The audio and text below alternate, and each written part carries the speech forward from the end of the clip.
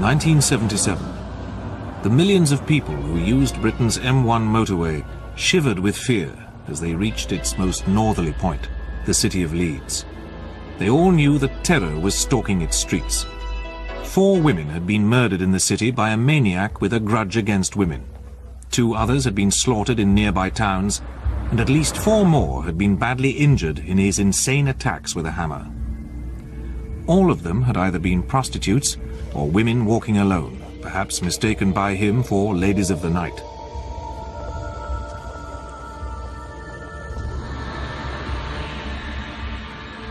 Police studied the map of his early attacks, searching for a geographical pattern. His first murder was in Leeds in October 1975. Wilma McCann, hit on the head, then stabbed. Next victim, Emily Jackson, also in Leeds, January 1976. The third victim, Irene Richardson, was stabbed in Roundhay Park, February 1977. By now, all women in the area were feeling threatened. His fourth victim, Patricia Atkinson, was struck down in her Bradford flat by 4 blows from a hammer, April 1977. This time he left the print of a size 7 Wellington boot on her bedsheet. A newspaper called him the Yorkshire Ripper, because, like Jack the Ripper, his Victorian predecessor, he attacked and disfigured prostitutes. But in June 1977, the Yorkshire Ripper killed a girl who was not a prostitute. Her name was Jane MacDonald, and she was only 16. Now panic really set in. The most experienced policeman in West Yorkshire, Superintendent George Oldfield, was put in charge and publicly staked his reputation on catching the killer. Petitions demanded the return of capital punishment. The police appealed for information and opened special hotlines. Maureen Long was lucky. She was attacked by the Ripper on a piece of waste ground in Bradford in July 1977, but this time he failed to finish his grisly job and she escaped with injuries. For his next attack, the Ripper moved away from Yorkshire across the Pennines to Manchester. It was here, 3 months later, in October 1977, that he made what could have been a fatal mistake. Cruising the red light district, he picked up Jean Jordan and paid her with a new £5 note. He left it on her when he hit her on the head with a hammer. Later he went back to look vainly for the fiver, which he realized was traceable. So did the police, who found the note and interviewed every member of 30 firms that shared the money in their wage packets. A team of detectives was put on the job of interviewing the 8,000 people who had been paid with the fivers from the batch that contained the one on the dead girl. But despite several interviews at this house in Heaton, they were as satisfied with the owner's alibis for the nights of the killings as they were with those of dozens of other suspects.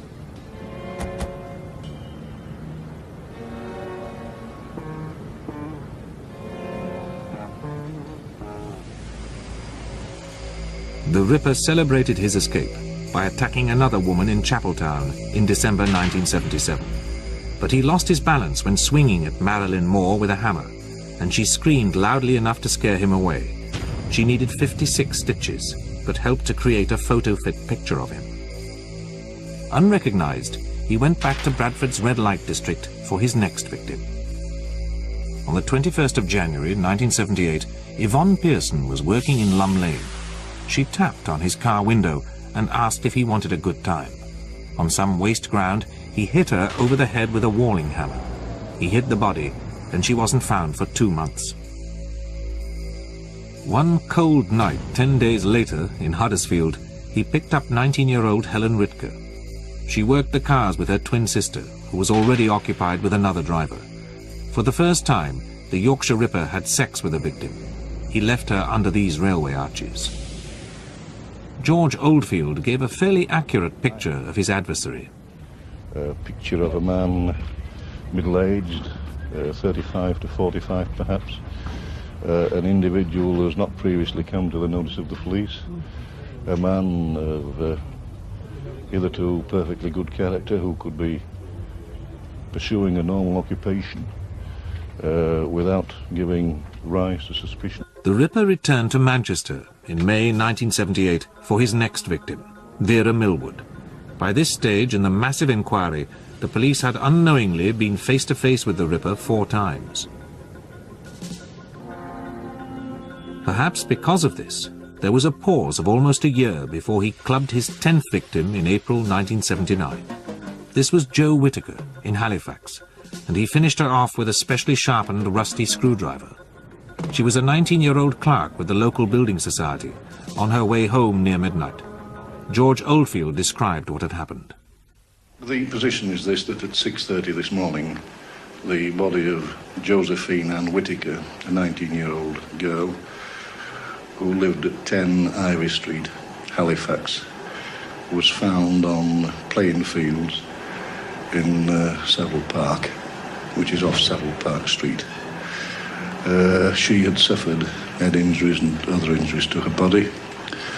We know that she visited her grandmother last evening at 294 Huddersfield Road, Halifax, and left there just before midnight. The indications at the present time are that she met her death soon after that, and the playing fields where she was found were within about 200 yards of her own home. Now came an episode which spun the inquiry off down a false trail. A malicious hoaxer had been sending George Oldfield a series of letters signed Jack the Ripper. They were posted in Sunderland and taunted him at the lack of success.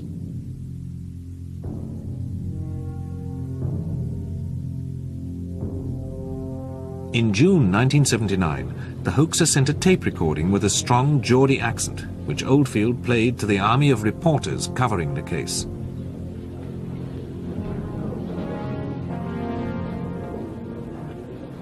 I'm Jack.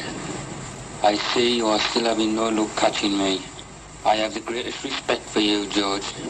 But Lord, you are no nearer catching me now than 4 years ago when I started. I reckon your boys are letting you down, George. They can't be much good, can they? Oldfield had no doubt this was the voice of the killer, and he steered away from following up on clues which led in any other direction. We know now that we are definitely looking for a man who originated in the northeast. £1 million was spent on a publicity campaign to trace the presumed Geordie-accented killer, but it yielded no results. The real killer had a Yorkshire accent. West Yorkshire Police even sent a confidential memorandum instructing other police forces to eliminate anyone without a Geordie accent.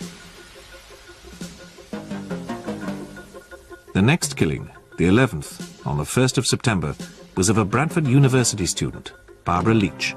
She was struck down shortly after leaving a group of friends.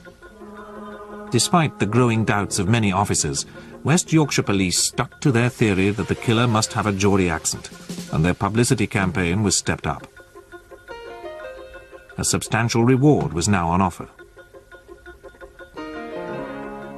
Encouraged by all this, thousands of letters and phone calls poured in, but they inevitably pointed in the wrong direction. The sheer size of the inquiry was now difficult to control, the masses of files and papers making it hard to cross-check information.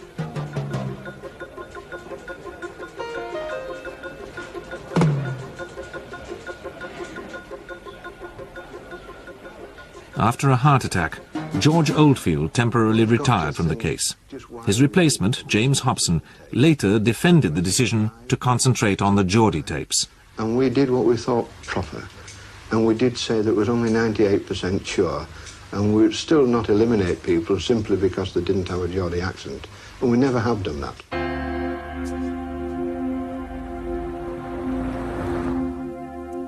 All through 1980, the police floundered. When the body of a 47-year-old civil servant named Marguerite Walls was found in a park in Farsley on August the 20th, 1980, the police dismissed it as just another murder, and not the work of the Yorkshire Ripper. The reason was that he had deliberately changed his modus operandi to mislead them, and this time he had strangled his victim with a loop of hemp, knelt on her to finish off the job, and then stripped the body.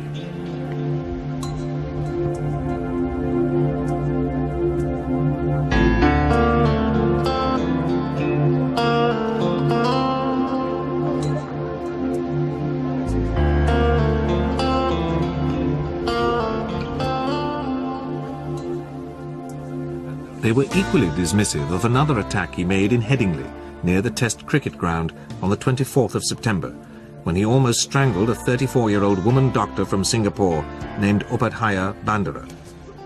It wasn't a Ripper job, said the police, just as they did at a press conference after the Marguerite Walls killing.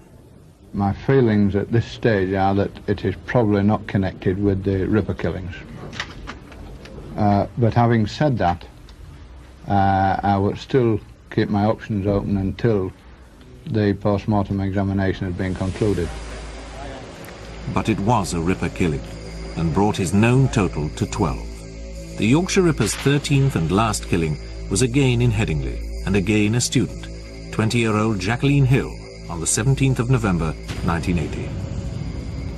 A reconstruction designed to jog the public's memory showed how she returned from a meeting in central Leeds on a bus.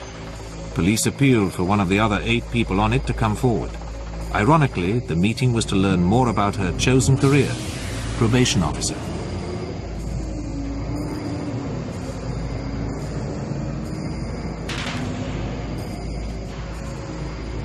She got off at a busy and well-lit shopping centre near her home to walk to her dormitory lodgings.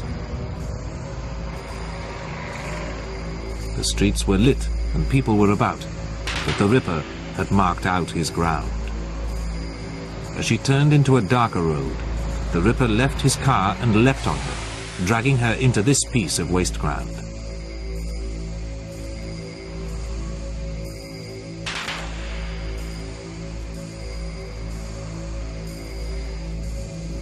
Despite a careful search of the whole area, there were no clues.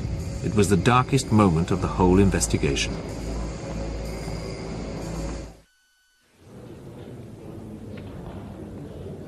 Mr. Hobson was pressed hard as to whether the hunt could ever be successful. Oh, certainly it can be done. The morale of the force is very high, and despite what people say about public confidence, I'm sure that we've got the confidence of the public behind us. Obviously, over the years, these officers have dealt with many, many murders, and they've had a great deal of experience in the police service.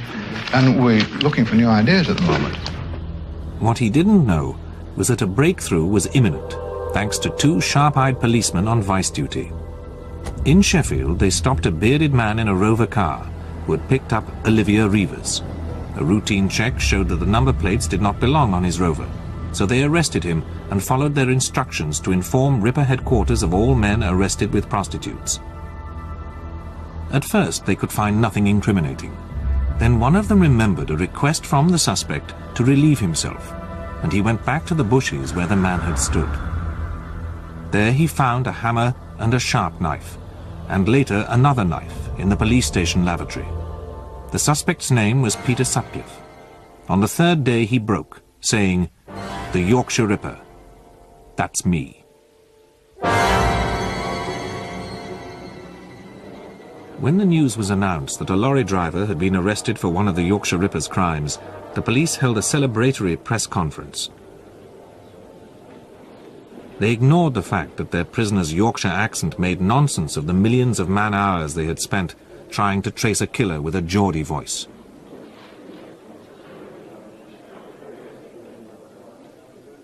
He is being questioned in relation to the Yorkshire Ripper murders.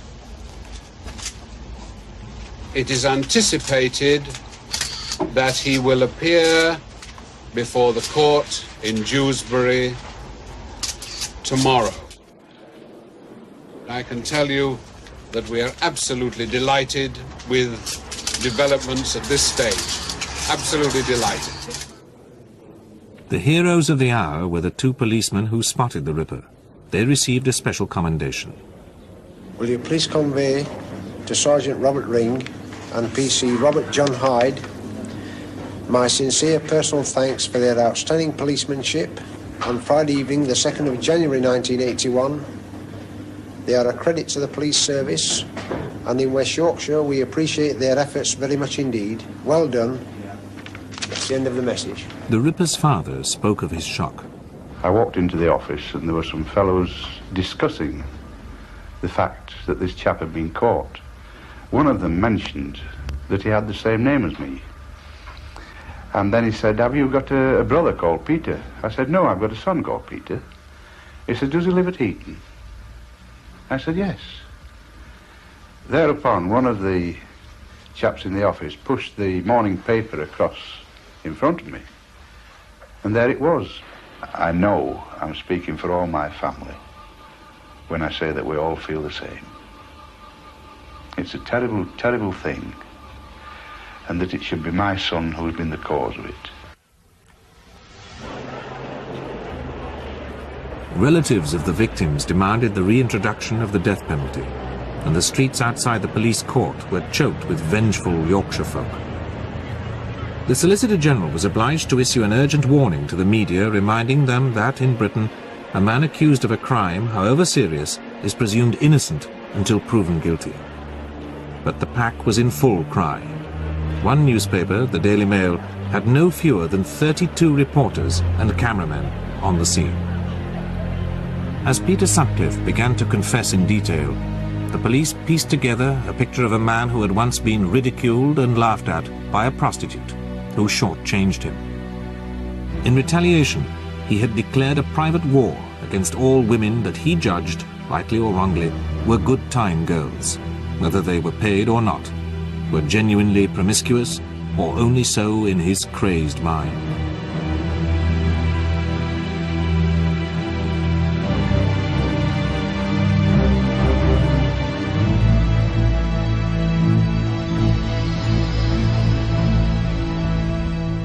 Like most psychopaths, he seemed normal to outsiders, as his neighbours testified.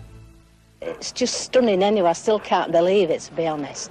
Because, as I say, we used to just say hello to him, and she were very quiet, and she did the gardening. She were out gardening every day. She even did the painting of the house and everything. We were just a normal couple. Well, when he first moved in about three years ago, he parked his large lorry in front of our house, but in a short time, he drove it away and we never saw it again, up to this day. The trial of Peter Sutcliffe began on May the 5th, 1981, at the Old Bailey. Sensationally, the judge, Mr. Justice Boreham, refused to accept the defence counsel's plea of guilty by way of insanity on behalf of the Ripper. Impressed by a new confession made by Sutcliffe, both defence and prosecution counsels had agreed that he could plead guilty on the grounds of paranoid schizophrenia. But the judge insisted that only a jury could decide whether Sutcliffe was sane or not.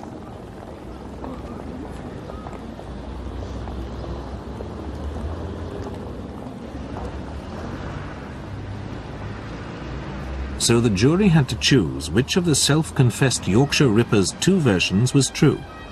Was it the one he had originally told the police, and which was now put forward again by the prosecution, that he was exacting revenge on all prostitutes after being publicly humiliated by one? If they believed that, he would in law be judged sane and liable to imprisonment for life. Or they could choose to believe the new story he had told psychiatrists and which was repeated by his defence counsel, that he heard the voice of God when he was a gravedigger in Bingley Cemetery, instructing him to remove prostitutes to get rid of them. He worked there from the age of 17, and he told the court it was something wonderful. I believed then and now it was the voice of God. I was standing in an open grave taking a rest from digging. I heard a voice similar to a human voice, but with the words mixed up. It seemed to be coming from a gravestone. I climbed out and walked towards the grave. I remember it to this very day. If they believed he really thought he could hear the voice of God, he would be considered insane and a candidate for Broadmoor. The Attorney General said he found it very suspicious that Sutcliffe had been in custody for more than 2 months before he mentioned the voices.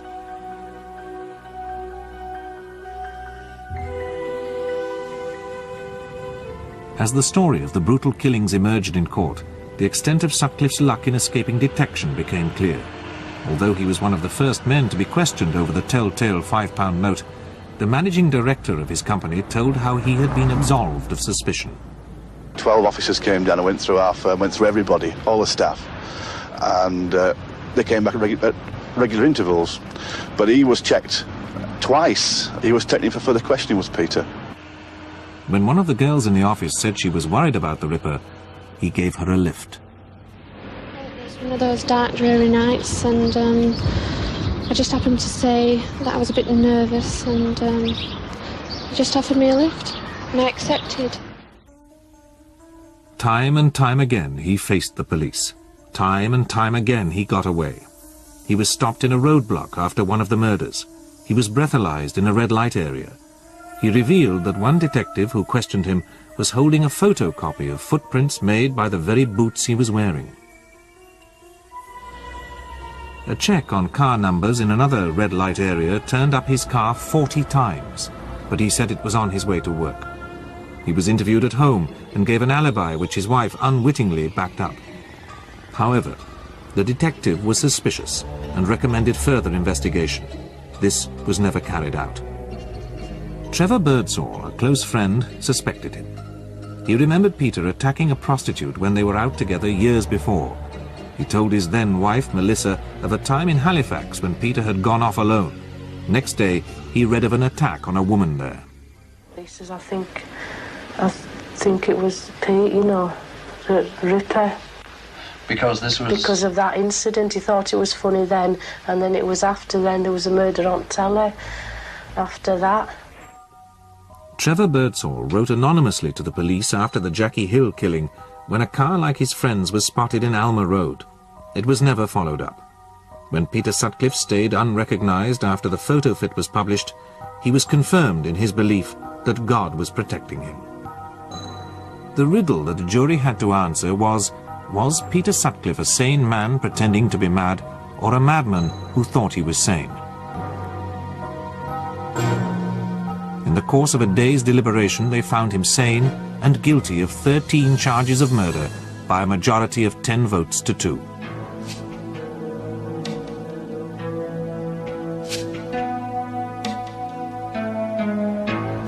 The judge sentenced him to life imprisonment, with a recommendation that he should serve at least 30 years.